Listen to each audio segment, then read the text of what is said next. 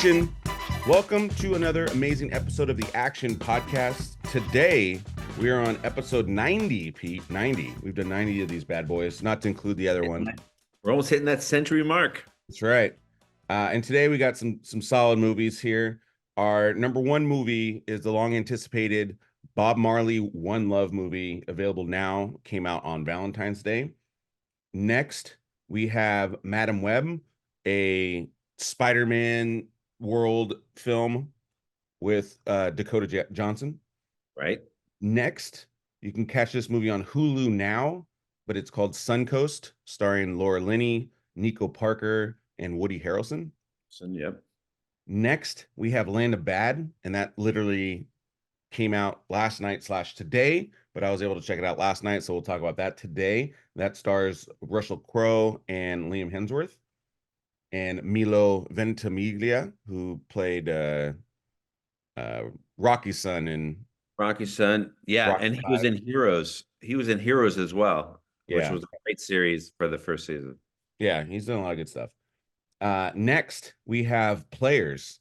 That stars Damon Wayans Jr. and Gina Rodriguez. That's on Netflix now. Right. And then lastly, we'll talk about Lennon, Murder Without a Trial. That's on Apple TV Plus. Hashtag. Awesome. So let's get into Bob Marley One Love. This was one of our more anticipated films of the year. And All you. Yeah, for me, this movie definitely hit everything that I wanted to. I actually didn't know a ton of Bob Marley's like actual story, the nitty-gritties and stuff like that. So I was also looking forward to just kind of learning kind of about his life and learning the full kind of thing. This movie took a different angle, and I don't think that's a bad thing. This movie is not a full-on like Biopic where it's like you see him as a kid and he's, like a necessary traditional one. This takes a part of his life and kind of focuses on that, and then they kind of sprinkle in a lot of the other stuff. And I think that I agree with that route, because I think that's what added the intrigue and made it a good story. I mean, there's so much in his life. Like, how do you really encapsulate that into a film? Does it center around? Because I didn't see it, unfortunately. I haven't seen it yet. But this is like one of my more anticipated films of the year. It's just at the time of this podcast, I wasn't able to see it. Does this center around a specific time, or what's the time period? It's I don't know the year off the top of my head, but it's he's already well known, but he's not an international superstar yet. But it takes place during Jamaica's kind of civil war type thing. So that's kind of like the center of everything, and that's what's disrupting Jamaicans' lives, is this political battle, and that leads to a lot of violence. So Bob Marley is trying to make this peace concert, and it kind of centers around that, kind of almost a little bit like how Queen did it with that one last concert. Like that was like the final act. right. This is more of like the beginning incident, and it kind of goes from there. But yeah, overall, like I said, I really, really, really enjoyed this.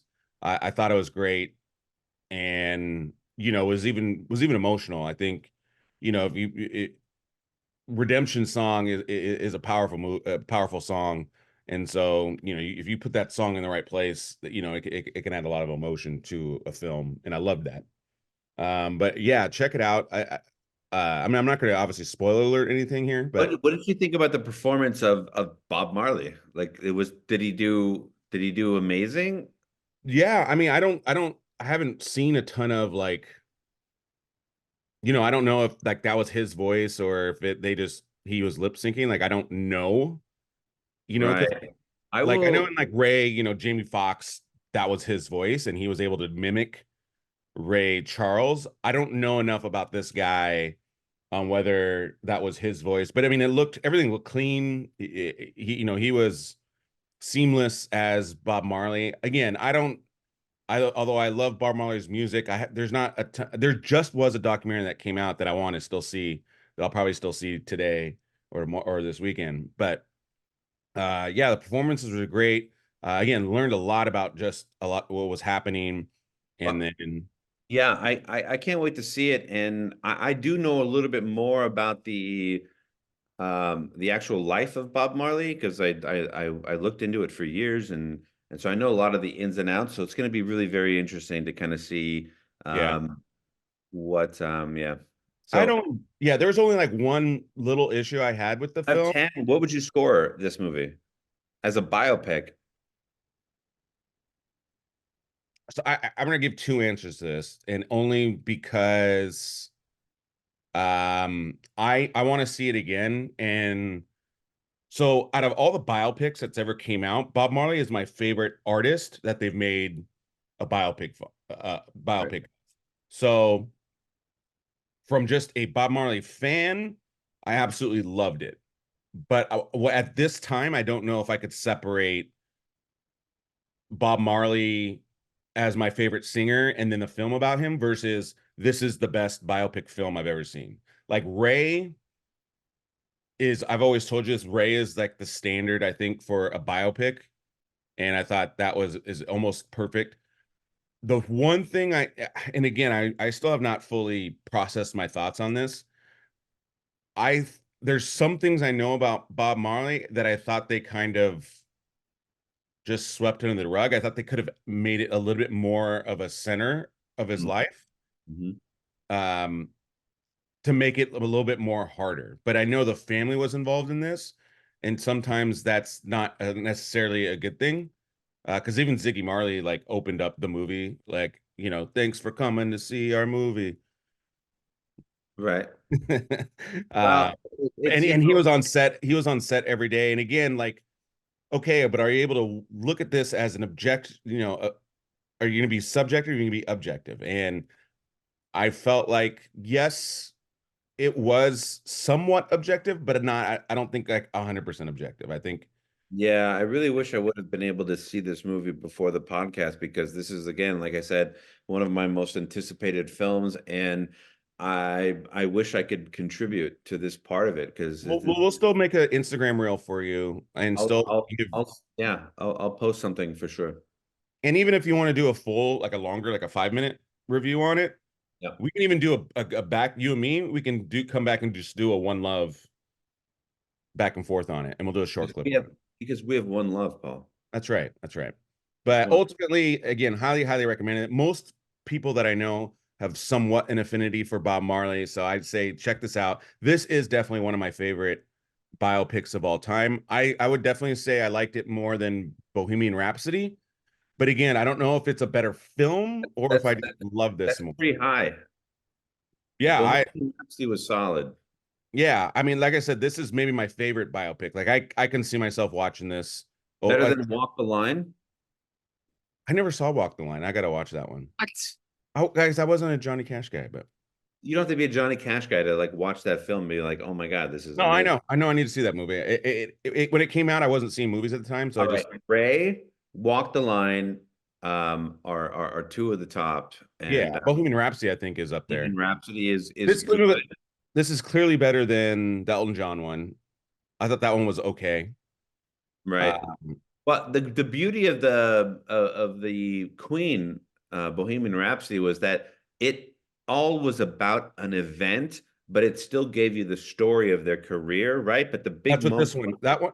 the event. This So one's more Bohemian Rhapsody than Ray in terms of story structure. sure. Wow. Can't wait to see it. Yeah, it's going to be awesome. I think you're going to enjoy it. I don't know. I would be curious to find someone that doesn't enjoy it. Sure. And it's either you don't like Bob Marley, which could be the case, and I think that's easy. But I still thought, even as a movie, I thought it was pretty well done. I don't know if it's a better crafted film than than Ray. I need to watch it again because I was just in the movie. Like I just enjoyed it because it was Bob Marley. So Right. hopefully that makes sense to what I'm trying to say to people. All right, next we have Madam Web. Peep Dog. I have not seen this one. I'm seeing this one today, but hey, we want to get ahead of the game. Right. I think this is interesting because this is the first time in the history of our podcast, I think, that a main release for a particular week got a 3.8 on IMDb. Jeez, I forgot. That's not good No, at all. 3.8.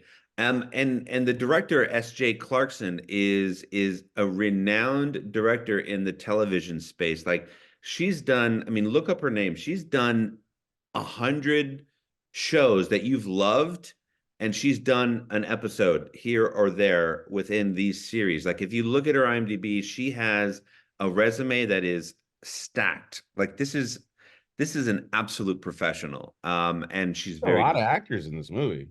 huge. I mean, we got Dakota Johnson, we got Sydney Sweeney, who's like super great. You got love me some Mike Epps. You give me Mike Oh, Epps, even if it's for 5 minutes, yeah, give me my absolutely. Mike Epps, and I'm happy. I love him, and I want Adam Scott is in this. It's a shame that Adam Scott finally made his way into a Superman movie or a superhero movie, and it's a 3.8 on IMDb. Got So Isabela Merced, who was Dora the Explorer, amongst other films. She was Laura, Sicario, Day of the Soldado, something. yeah, there. I mean, this is it's set up to have everything play out and be a really great movie. I mean, the unfortunate part about it, which is something that we always talk about, is that the story itself is just it's just not there. Um, Dakota Johnson is the orphaned girl who has no idea about her powers. She's a paramedic. And her counterpart, this the nemesis in this movie, knew her mom, and I'm not going to spoil it, but he becomes the bad guy. He becomes like this Spider-Man kind of Yeah. villain, and he wants to kill three teenage girls because he sees into the future that they are going to destroy him, and he wants to be preemptive about it and destroy them first. Now, Madam Web, the Dakota Johnson character, she's starting to get glimpses of this power that she was basically gifted at her birth, of being able to kind of see into the future, but she's not able to decipher necessarily what it is that she's seeing. So it's just a very clunky movie, and I I enjoyed what they tried to do with the backstory, and like with like an Iron Man or something, where you get to see a progression of Tony Yeah. Stark, and he goes through sort of a normal person's life, and you enjoy that before he becomes like Iron Man, and it's engaging, it's exciting, and there's stuff going on. I mean, the amount of time it takes for her to get into this mode of I'm Madam Web, is just it's brutal. It's this is not a good movie, unfortunately. I think that there are elements that are fine. I think that they're trying to set up something else because they've just introduced three new superheroes with these girls, Yeah. that are supposed to kind of take, and then Madam Web is supposed to be like the Professor X of these girls, basically. I see how they're trying to set it up. I don't know if they just rushed this movie out too fast or didn't want to think about how we're going to do this, but it was it was just a mess. It was a mess. Yeah. Yeah. I It was was looking at the a writer. lot of money wasted. I was looking at the writer in um two of his films, specifically Gods of Egypt, which I like the concept of it, but again, I thought it was just too over reliant on CGI. And that just takes away. And then when the story isn't that great, it's just a very kind of vanilla film. And then Morbius, which I think is probably a really good comp for this. And Morbius was just like whatever, like okay, like did I need this movie? And the answer is probably no. Like, That's exactly the question that I asked. I'm like, did I need to see this movie? I mean, this was the yeah, big release of the week. I mean, and no, well, I Bob Marley was. That's why he gets the background on my. Bob Marley was not a bigger marketing push than Madam Web was. I don't believe. I Yeah. think that people were hoping that Madame Web was going to be the #1 box office draw of this week. And if it was, I haven't looked at the numbers yet. If it was, then it's going to be like here, and the next week it's going to be way down here, not even on the scales because it's not good. If I had to guess on marketing strategy, this week was Valentine's Day, and both these movies came out on Wednesday, Valentine's Day. And so, like you're saying, this is obviously a female superhero movie. And I think what you're kind of hoping for, if you're the strategist here, is if a girl wants to see a movie, maybe we can convince a man and a woman to go see this movie. That's what I would. Versus the movie that has the word love in it, I would go see the movie with love in it every time. Well, again, I think that's maybe where. Well, no matter what, it's faulty logic because the movie's just not that good. I'm not Okay? suggesting you should have called it Madam Love. No, Like, no, no, no, no. you know what I mean? I'm just again, I'm trying to I know someone in that room had that argument of, well, look, if a guy will agree to go see a movie because at least it's a superhero movie, like somebody said that. I'm not saying I agree with this strategy because again, you're going to get Bob There's Marley. value. Like I said, there's value in this movie if you want to really pick it apart. I think there's potential for this property. I think that the execution of the initial movie was Yeah, poor then. I think that you could actually do something if a different director came in and said, I've got this much experience. I can do this, this, and this with this property. I yeah. think that they could actually crush Madam Web and make it something that is viable. But and this is nothing against Laura Chin, or not Laura Chin. She was Suncoast. SJ.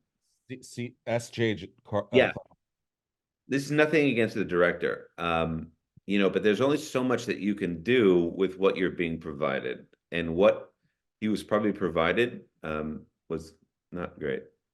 Yeah, I don't know what the budget is, but I would assume it's an 8-figure budget, which I think is, to your point, I think the strategy has to be moving forward for some of these superhero movies that they want to introduce, and you want to create a new property. We have superhero fatigue. There's no doubt about that in my mind. I think the numbers show it. Marvel has already shown it with movies like The Eternals and some of these lackluster sequels. I don't want to see really another superhero movie. Like I'm good. The only one I really want to see again is something X-Men related and or this new Avengers film. But Or you introduce the Joker, which is a superhero movie in that space, but it's done in a way that it's not a superhero movie. But it lives in that universe, yeah. right? Like Well, there's a let me finish my story. point. Let me finish my point because I think we're going to be in agreement here. So my point would be to do one, everything's got to be scaled back. Stop spending so much money and be CG reliant on So it. Like make a film that gets back to practical effects, practical shooting, and if obviously if there has to be some CGI, great, use it. But like you're saying, I think the film's got to be a little bit more grittier versus these studio type movies that just it's just like do whatever you can and there's no heart to them. There's no soul. pay the artists to create your world, pay the people that are going to perform that world, and then pay the people, the producers who are going to make that world come into reality. Like it's very simple. You don't need to spend so much money to make a an impact with your Yeah. audience. Yeah. And what they tried to accomplish with Madam Web was they tried to do everything, and they tried to suck you in with this idea of the Spider-Man universe, and they thought that that would play into and give you credibility, but you knew within the first 20 minutes of this movie that this was not going to be a Spider-Man movie and not anything close. Yeah, for sure. Shame. What a All right, well, shame. let's move on because we got a few other movies we need to talk about. Uh, So well, and that leads us to Pete, our next one, which is Suncoast. And like I mentioned before, this is available now on Hulu. And fantastic. yeah, and Suncoast stars, like I mentioned, Nico Parker. She's the daughter of Thandie Newton, and also stars Laura Linney, and like I mentioned, Woody Harrelson. And this is your classic, and I'll let you go first, Pete. This is just your Thank you. classic film, real kind of character story oriented, where you don't really know what the story is going to be like while you're going. It's not a very like A plus B equals C type of movie. This is again kind of a family mother-daughter type movie, and you're just kind of going along the journey with them. And so uh This this movie is classic storytelling. Nico Parker, let's get this out of the way right away. This is the most adorable girl you've ever seen, and she happens to be one of the best actresses I've ever seen. This girl is going to be an award winner in the future. Laura Linney plays her mother. They have a she has a son. Nico Parker has a brother who is basically he's incapacitated. He's not a vegetable, but he's alive. he's terminally ill. He's terminally ill, but he's not coherent. He can't Yeah. interact. He's just there. That's Yeah. why I said, he's not a vegetable, but he's just not there. And he's going to die. And so you have to deal with that as a family, that you're watching. Woody Harrelson comes in right on cue as the mentor in this movie. And Woody Harrelson in this movie is great because he's subtle, he's warm, he's wise, he's endearing, and he's that little bit of positivity and a shoulder to cry on when you need him to be if you're Nico Parker in this story. Um, this is a fantastic movie. I shed a couple of tears in this movie. Um, I think at the very end, because they do add a dynamic of like her, Nico Parker's character trying to be the popular kid with the popular girls, and she gets accepted and she becomes a part of that group, and you start to understand that these girls and the guys, they're not really all that superficial and bad. There's some actually good qualities to them. At the end of the movie, as much as I loved the final scene between Nico and Woody Harrelson, I would have loved to see a moment where the friends were kind of there, for Nico Parker, just to kind of tie up that one little loose end that I felt. I thought Laura Linney was phenomenal, better than I've seen her in quite some time.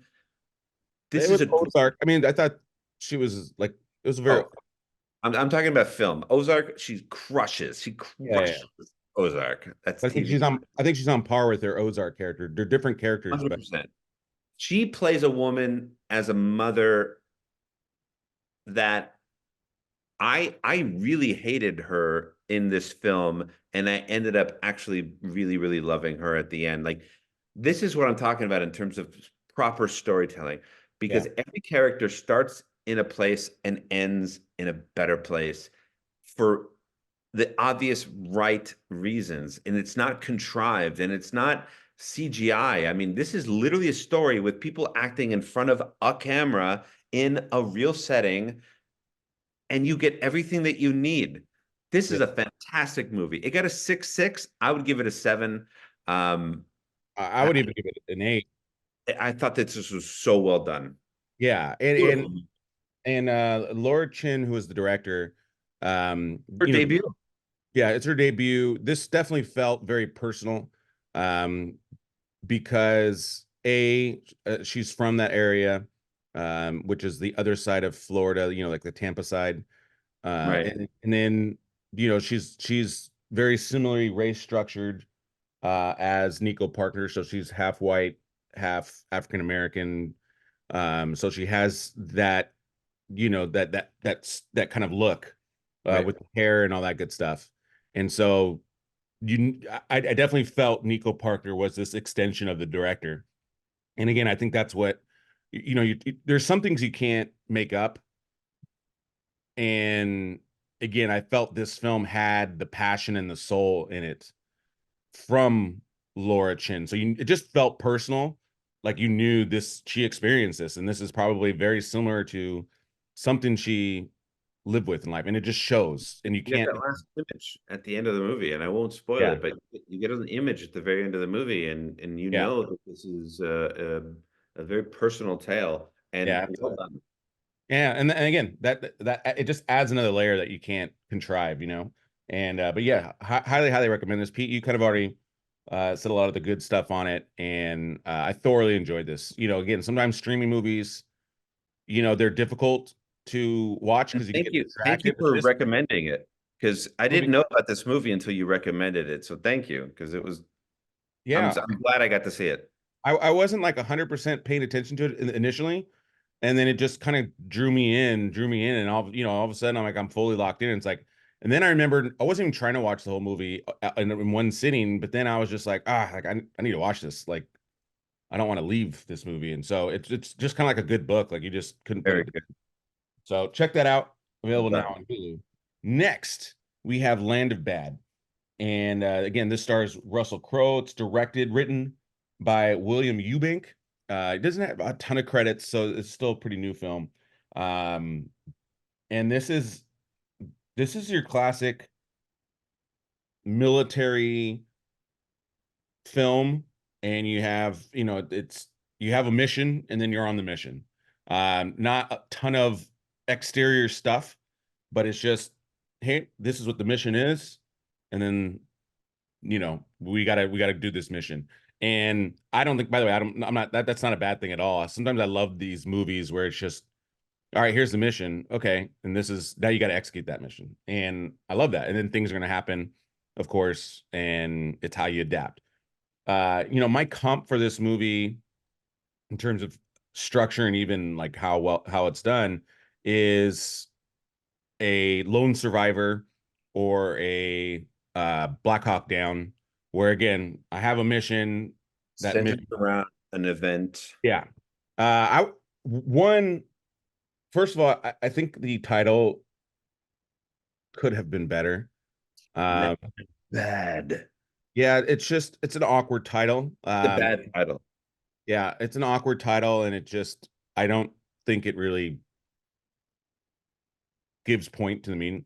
But I'll tell you what, like I said, it sets up the characters kind of nicely on what each person does. Because Russell Crowe, he's got a nice character to him in terms of his setup, and so you're really curious on really what you're about to see.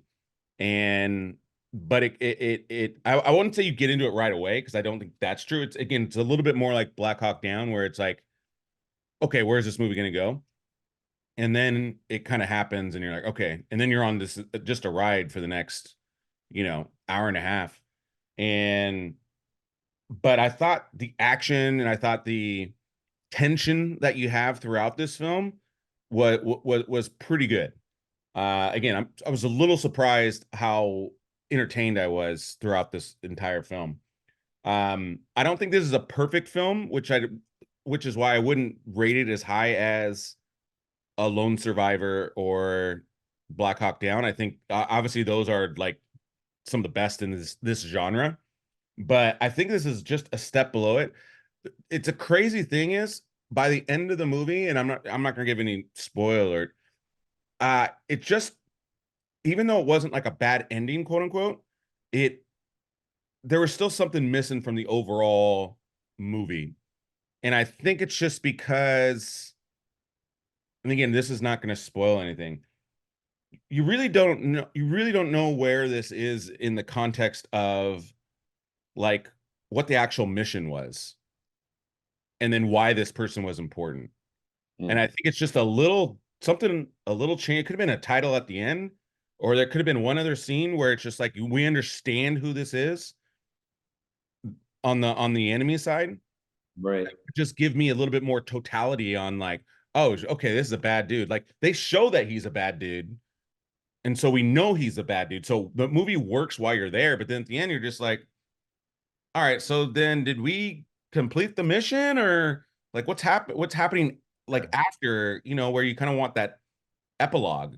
And so I just felt like it's missing again a little tweak here and there. It could have made it, I think, as good as Black Hawk Down Right. without Fantastic. a Hans Zimmer score. Right.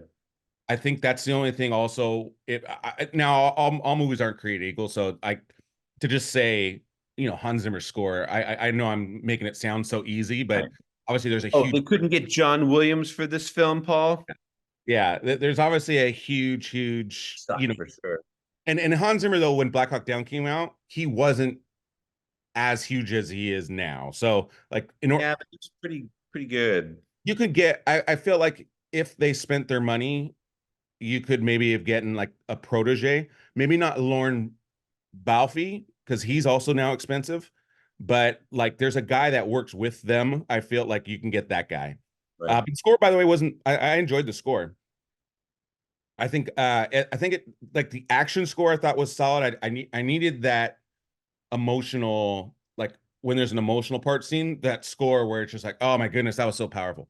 Oh man. Again, I'm nitpicking right now, but overall, I thought this was a super entertaining movie. If you like these military type of films where it's just like, yeah, dude, I just want to kind of watch a mission, I like love that's that. what it is. And so, again, I did not have that kind of high expectations going into it, but I was thoroughly enjoyed. I'll definitely see this movie again.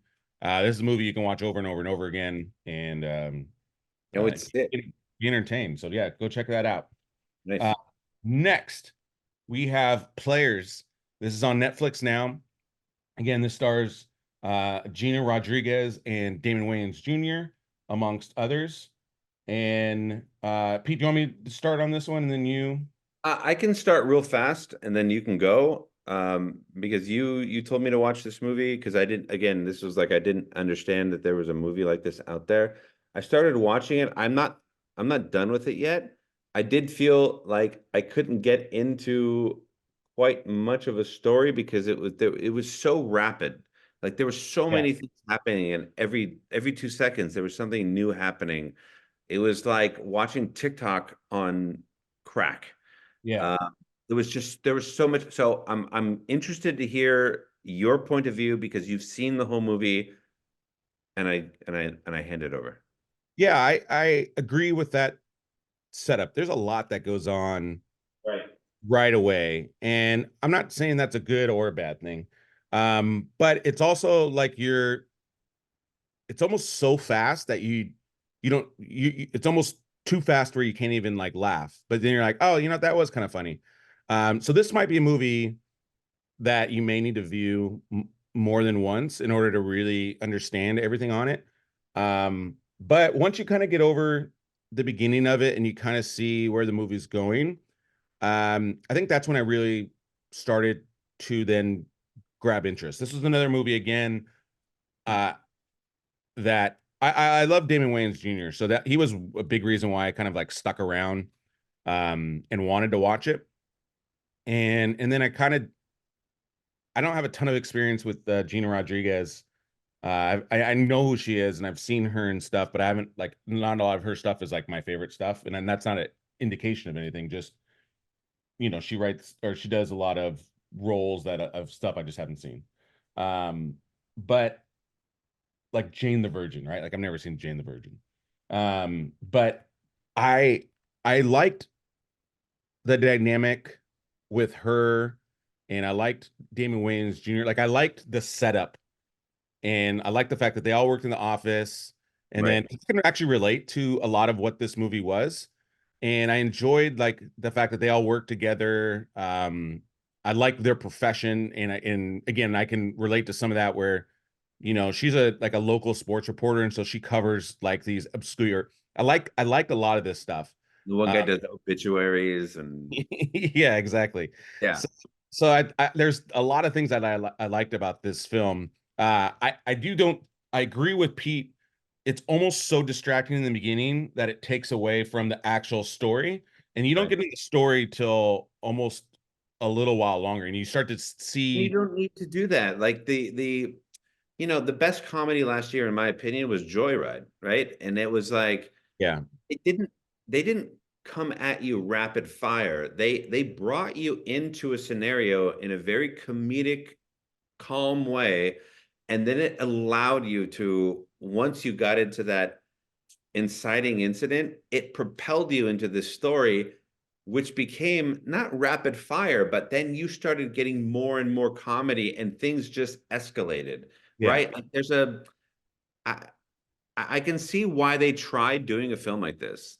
Like there's something to that sort of rapid fire, very quick. Yeah, it's kind of a Hitch meets I'm trying to think of another movie. Oh, Trainwreck. Trainwreck was the other one. Too fast. Yeah, no, I'm not disagreeing with you. I'm not Bring it dis down slightly, and I think I could have enjoyed it. Yeah, because like I said, once it gets into it, I thought the story actually was pretty good. Right. And I'll finish it for sure. what I liked about it again, and I'm coming from me as Paul, I liked what Oh, well, like I'm not saying this in a general sense. I'm saying I personally, because it's a lot of sports, but then still like there's writing to it, and so like I can relate to the characters a lot, like how trying to fit your way in, it is my position gonna like I could relate to these characters a lot, so I that part I enjoyed. And then even I did like the dynamic between the friends, and then kind of their journey of like, hey man, I don't want to do this forever, like, so and then having to make that kind of transition. And then, you know, I just like where the story went. I thought again, they had some good um it had some real good depth to it that was kind of surprising. And get through some stuff to get to it. yeah, you just got to get through it. But I think, like I said, I thought the second half of the film, it was almost a different film, but I thought the second half of the film really, really executed. And again, I thought the second half of the film was executing like Trainwreck did. Right. Just the beginning didn't execute. It's just odd. Usually, people go balls to the wall in the first half and then the second half fizzles out. This is interesting. I'm going to finish this movie because It's because that it's the second half gets better, then that's very interesting. because the first half just feels like one of the, like you're saying, it tries to throw out the comedy and like these scenarios, and that's not really what the movie is per se. Right. It's like a side part of the movie, but it almost makes it the movie, and that's what you think the movie is. And the movie really does kind of take a different twist after this beginning thing. So that again, I think it's worth it. I actually want to watch it again. It's I think Friday night. Why not? Just go. I think this is a good date movie as well. But Sure. there's some cool parts to this movie. I don't want to give it away, but yeah, man, it overall is pretty solid. Cool, man. All right, next we have Lennon Murder Without a Trial. Pete, this is you. This is, I mean, alert all documentary fans. If you have Apple TV Plus, uh, John Lennon, Murder Without a Trial is a fantastic documentary. I'm such a big John Lennon fan. He's probably the most influential outside of like a Bob Marley, um, to ever be presented into my life, and for me to follow them religiously almost. This documentary is a three-part documentary. It focuses on the day of John Lennon's assassination, and then it goes into the person that did it, Mark David Chapman, and then the last episode is all about a potential trial, and then there wasn't a trial that actually happened at all. And so it starts to kind of work in some conspiracies, but not over the top. This is a fantastic documentary. And if you are a fan of the Beatles and John Lennon, or if you are my age or above who lived during that time and felt the impact of John Lennon's death and what it meant to our country, and the world, this is a fantastic documentary. It really does give you an insight into, sort of the ins and outs of what was happening on the day to day. And you get interviews from people that were like not the busboy, but like the concierge at the hotel or at the place that he was staying at the Dakota. the cab driver that just happened to be across the street waiting for a fare. Like it has all of these people that were in that moment, talking about what happened that night. It's fantastic. Highly recommend this documentary. Awesome. Awesome. All right. That's going to wrap it up for this Okay. episode. Coming soon, we have next week's going to be a little bit lighter week. I think a lot of people, again, I would have mixed this up a little bit, but next week we have a movie called Ordinary Angels. I believe that stars Hilary Swank. That'll be coming out in theaters. Drive Away Dolls. And then another film called Mea Culpa, which will be on Netflix. And possibly, we're not 100%, is One Life. We will, that may be coming out later, so stay tuned on that one. But please make sure you like, share, subscribe, help us grow. Make sure you check out our other podcasts as well, whether it's movie news or Paul's old ass movie classics. We got some solid ones there as well. So thank you guys for joining with us. Make sure you check again our recommendations. Number 1, I would say Bob Marley. Number 2, Suncoast. 3, The Bad. Probably 4, Lennon. 5, Players. 6, Mad at West. Players, you can. Yeah. So take that with what you will. Thanks for joining us, guys. And with that, Pete, that is a cut. Thanks, guys.